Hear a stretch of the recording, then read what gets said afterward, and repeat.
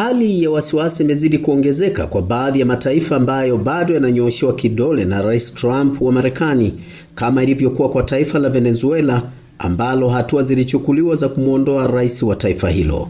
Akizungumza kwa mara ya kwanza, Rais Trump ameonya kwa taifa la Colombia na kudai kwamba linaongozwa na mtu mgonjwa anayependa kutengeneza dawa za kulevya za cocaine na kuziuza nchini Marekani. Hii ni TriGen Media. Hatua hii inakuja ikiwa utawala wa Rais Donald Trump mwezi Oktoba mwaka uliopita uliweka vikwazo dhidi ya Rais Gustavo Petro na familia yake pamoja na mwanachama wa serikali yake. Hatua hii inakuja ikiwa utawala wa Rais Trump mwezi Oktoba mwaka jana uliweka vikwazo dhidi ya Rais Gustavo Petro na familia yake pamoja na mwanachama wa serikali yake kwa tuhuma za kuhusika katika biashara ya dawa za kulevya duniani. Kwa mujibu wa madai ya Marekani, Colombia inachukuliwa kuwa kitovu kikuu cha biashara ya cocaine duniani.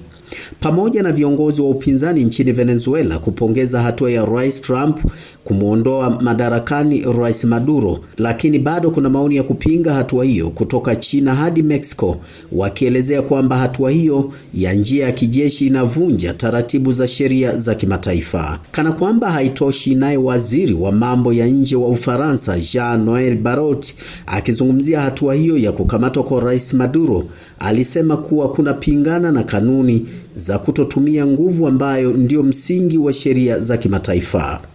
Kiongozi mkuu wa upinzani nchini Venezuela Maria Corina Machado, yeye kwake ni sherehe na ameahidi kuwa atarudi nyumbani haraka, huku akimsifu rais wa Marekani Donald Trump kwa kumpindua adui yake Nicolas Maduro na kutangaza kuwa yuko tayari kwa uchaguzi huru. Utawala wa Marekani hadi sasa unaonekana kwamba huenda ukashirikiana na rais wa mpito Delcy Rodriguez, mshirika wa muda mrefu wa Maduro ambaye pia amekosoa utekaji nyara wa Maduro, huku pia akitaka ushirikiano na uhusiano wa heshima na Marekani, hatua ambayo haionyeshi wazi msimamo wake. Hata hivyo, hali bado tete kwa baadhi ya mataifa ambayo huenda hayajui kesho yao kwamba Trump ataamua nini dhidi yao.